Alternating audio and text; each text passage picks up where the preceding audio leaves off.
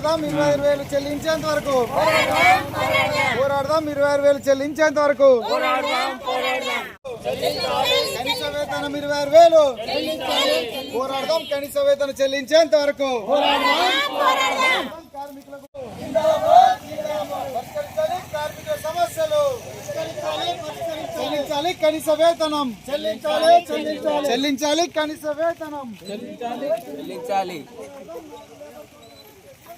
పోరాడదాం పోరాడదాం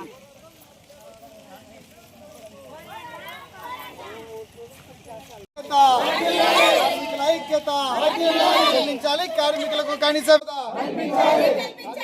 ఉద్యోగ భద్రత కార్మికుల సమస్యలు పరిష్కరించేంత వరకు కార్మికుల సమస్యలు పరిష్కరించేంత వరకు రద్దు చేయాలి 4 లేబర్ కోడ్లను చెల్లించాలి కనీస వేతనం 26,000 కార్మికుల సమస్యలు పరిష్కరించాలి కార్మికుల సమస్యలు పోరాడదాం కనీస వేతనం 26,000 చెల్లించేంత వరకు పోరాడదాం కనీస వేతనం 26,000 చెల్లించేంత వరకు రద్దు చేయాలి 4 లేబర్ కోడ్లను దేశ రాష్ట్ర వ్యాప్తంగా ఉన్న కార్మిక సంఘాలన్నీ కూడా ఫిబ్రవరి 12న దేశవ్యాప్త సమ్మెకు పిలుపునివ్వడం జరిగింది.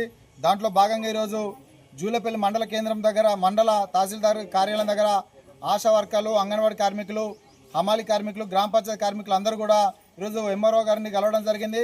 ఏదైతే ఈరోజు కేంద్ర బీజేపీ ప్రభుత్వం 4 లేబర్ కోడ్లను తీసుకొచ్చి కార్మికులందరూ కూడా బాడా కార్పొరేట్ వ్యక్తులకు అనుకూలంగా అంటే వీళ్ళ కష్టం దోసిపెట్టి వాళ్ళని ఇంకా సంపన్నులు చేసే ప్రయత్నం చేస్తుంది. ఈరోజు కార్మికులకు కనీస వేతనం లేదు. ఈరోజు అన్ని రంగాల్లో పనిచేస్తున్న కార్మికులకు ఉద్యోగ భద్రత లేదు, వీళ్ళకు ప్రమాద బీమా లేదు. వీరు కనీస వేతనం 26,000 చెల్లించాలి, కానీ ఎక్కడ కూడా 10,000 కూడా ఇచ్చే పరిస్థితి లేదు. ఈరోజు కాంగ్రెస్ ప్రభుత్వం కూడా అధికారంలో రాకముందు ఏదైతే గ్రామ పంచాయతీ కావచ్చు, అంగన్వాడీ కావచ్చు, ఆశా వర్కర్లు కావచ్చు, మున్సిపల్ కార్మికులు కావచ్చు, అన్ని రంగాలలో పనిచేస్తున్న కార్మికులకు కనీస వేతనం చెల్లిస్తానని చెప్పిన పరిస్థితి ఉంది. కానీ ఇటు రాష్ట్ర ప్రభుత్వం కావచ్చు, అటు కేంద్ర ప్రభుత్వం కావచ్చు, కార్మికుల నుంచి వీళ్ళ శ్రమను దోచుకుంటుంది.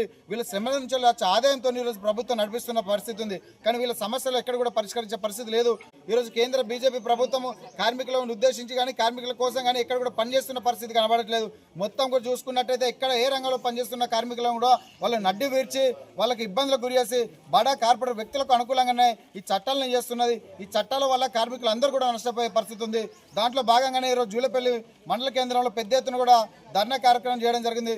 వెంటనే కేంద్ర బీజేపీ ప్రభుత్వం ఏదైతే 4 లేబర్ కోడ్లను వెనక్కి తీసుకోకపోతే ఖచ్చితంగా దీన్ని స్ఫూర్తిగా తీసుకొని మళ్ళీ పెద్ద ఎత్తున కూడా కార్మిక చట్టాలు రద్దు చేసేందుకు కూడా పోరాటం కొనసాగుతుందని చెప్పేసి తెలియజేస్తూ